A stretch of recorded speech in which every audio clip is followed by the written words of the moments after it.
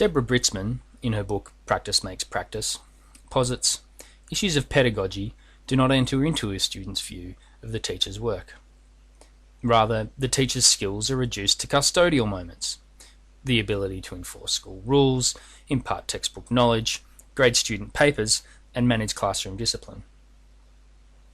Hidden is the pedagogy teachers enact, the ways teachers render content and experience as pedagogical, consciously construct and innovate teaching methods, solicit and negotiate student concerns, and attempt to balance the exigencies of curriculum with both the students and their own visions of what it means to know. What does it mean to know? For me, a learner and aspiring teacher, knowledge is simply the foundation upon which understanding is built. And knowing something without understanding it is useless. As a student, during what Dan Laudy would have called my apprenticeship of observation, I sat through many classes in which disembodied facts, unexamined opinions, and decontextualized skills were taught. These classes meant little to me. Conversely, I found those classes in which we were encouraged to critically examine knowledge and apply it to situations of relevance to us to be those in which I applied the most effort and from which I drew the most meaning. As such, I've come to assume that teaching and learning information by rote is inferior to teaching and learning through discovery, critical analysis, and construction of meaning based on an understanding of manifold facts and perspectives. Graham Atwell, in his paper Web 2.0 on the changing ways we're using computers for learning, suggests that the present industrial model of schooling evolved to meet the needs and form of a particular phase of capitalist industrial development. And maybe, during this phase of development, learning by rote was sufficient to meet the needs of most students. Learning by rote certainly has its place in an economic system where you need certain people to learn certain very specific sets of skills and pieces of knowledge, but in which the ability to critically and creatively reason is not of great value to the majority of workers, at least from the perspective of the hegemons. But now that we're firmly within the information age, students' needs have changed. Not only is teaching and learning by rote insufficient for realizing the top 3 tiers of students' needs, as described by Maslow, but students, once they leave the school environment, are increasingly required to utilize their critical and creative reasoning skills just to ensure that their physiological and security needs are met. In a world where technology pervades nearly all spheres of life, it is not enough to learn a new ICT skill by rote. Rather, becoming technologically literate requires one to learn through trial and error, using personal initiative and abstract reasoning. To me, therefore, helping students to develop critical and creative reasoning skills must be the paramount objective of their schooling and of my job as their teacher. And I've always assumed that as a teacher I will be allowed to prioritise this, a potentially hidden syllabus item, over the explicit and supposedly exigent requirements of the curriculum. I've always assumed that I'll be allowed to be the teacher I want to be, one who teaches students above subjects, one who is accountable for my students' growth as individuals, first and foremost, one who facilitates student-led learning and discovery through the application of critical and creative reasoning, and one who consciously avoids feeding my students loaded or decontextualized information. Why have I assumed this?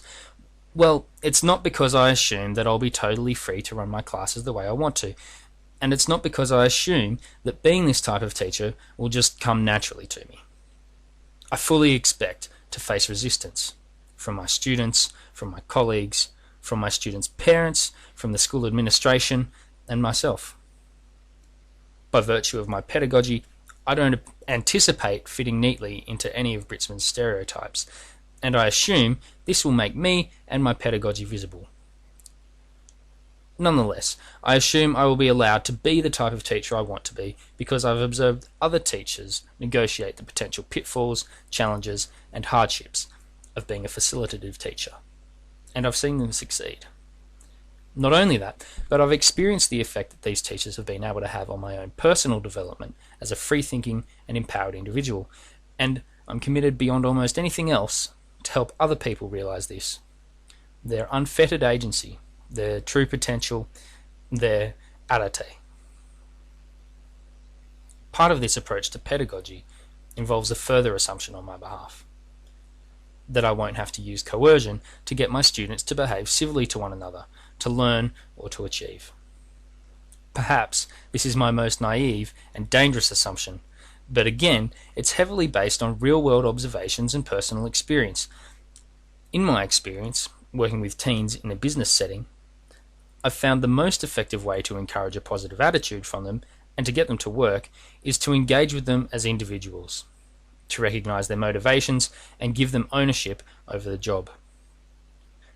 By getting to know my students, by allowing them to exercise some autonomy, and by focusing my syllabus on content that's relevant to them, as well as by giving them a heightened sense of power too, I hope to be able to influence my students positively so that they can act with integrity, focus, and passion.